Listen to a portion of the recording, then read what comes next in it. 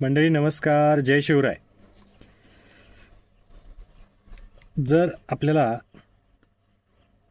काही त्रास होत असेल, एखादं दुःख असेल, काही टेन्शन असेल, तर आपण काय करतो? एखाद्याला बोलून दाखवतो आणि आपल्या भावना समोरच्याशी शेअर करतो, व्यक्त आपण होतो. पण ज्यावेळेस आपण एखादी गोष्ट एखाद्याला सांगतो, त्यावेळेस समोरचा ती गोष्ट किती गोपनीय ठेवतोय हे तितकंच महत्त्वाचं आहे. कारण तुमची व्यथा तो अगदी ऐकून घेताना अगदी त्याचे एक्सप्रेशन चेंज होतात. तो अगदी व्याकुळलेला चेहऱ्यासारखा बसतो, ऐकतो, तुमच्या होला हो म्हणतो, अगदी व्याकुळ अवस्थेत होऊन ऐकतो.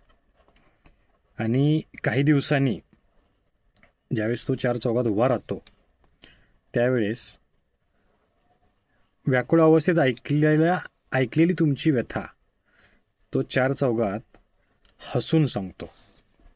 त्यामुळे एखाद्यासमोर आपलं दुःख, आपल्या यातना जर एखाद्यासमोर व्यक्त करायचे असतील तर अगदी काळजीपूर्वक व्यक्त करा.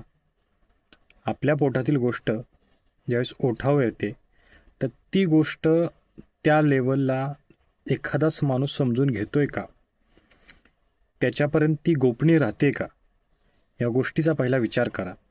आणि अशा माणसासमोरच तुम्ही व्यक्त व्हा जिथं तुमच्या शब्दाला किंमत आहे. भेटूया पुढच्या व्हिडिओमध्ये. तोपर्यंत जय शिवराय, जय महाराष्ट्र.